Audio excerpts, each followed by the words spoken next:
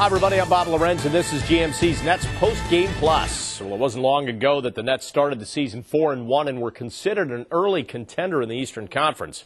Well, 5 straight losses will change that feeling around a team, making matters even worse. The Nets started a Thanksgiving West Coast swing in the midst of their losing streak. First up, the tough Utah Jazz, led by their young stud point guard Darren Williams, who has garnered comparisons to a young Jason Kidd. And if you look at the losing ways continuing for the Nets tonight, they lose their 6th straight game, 102-75. The Jazz had complete control of this game from the start. The Nets, again without Vince Carter, began their West Coast swing on a down note as we check out the final stats in tonight's game. Each team with 4 scores in double figures, but Williams had 20, Carlos Boozer 17, Richard Jefferson top scorer for the Nets with 22. The problem was overall the Nets shooting from the field. Just 35% from the field for the entire game, only 25% in the second half. They also lost the turnover battle, something that has happened with tremendous frequency over this losing streak.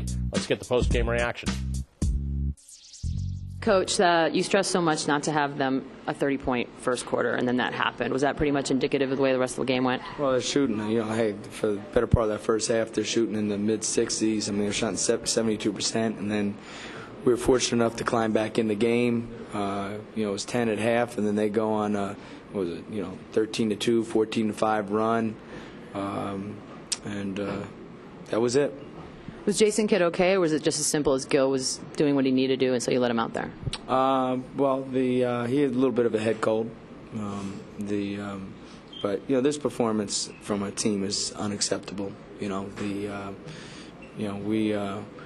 showing bad habits, and we're going to turn this thing around. What was the biggest problem during the run that started in the third quarter? Well, we made some mistakes, on both ends. We gave, starting out right from the beginning, two or three game plan mistakes. Offensively, we had some poor execution, and it just kind of steamrolled on us. Richard, how as a team do you guys shake off games like this when it just seems that everything that could go wrong does go wrong?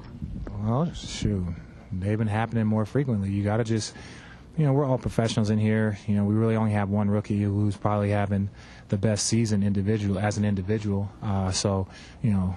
Outside of that, we got a bunch of veteran players in here, so you got to be able to figure this out. You got to be able to shake this off. We have more than enough talent in here, to win games, and especially not to be getting blown out by what we are. We're doing some things well. If you look at our statistics, we're playing good defense, at least percentage-wise, and doing a good job rebounding. We're just shooting a horrible percentage. And, as much as you try and stay positive, if that happens game after game after game, it does get frustrating. But between turnovers and shooting a low percentage, that wears on you. That's going to do it for GMC's Postgame Plus. The Nets will now head to Portland for a game against the Blazers on Wednesday night. That game is at 10 o'clock with our pregame coverage starting things off on Yes at 9:30. I'm Bob Lorenz. Thanks for being here, and we'll see you next time on GMC's Postgame Plus.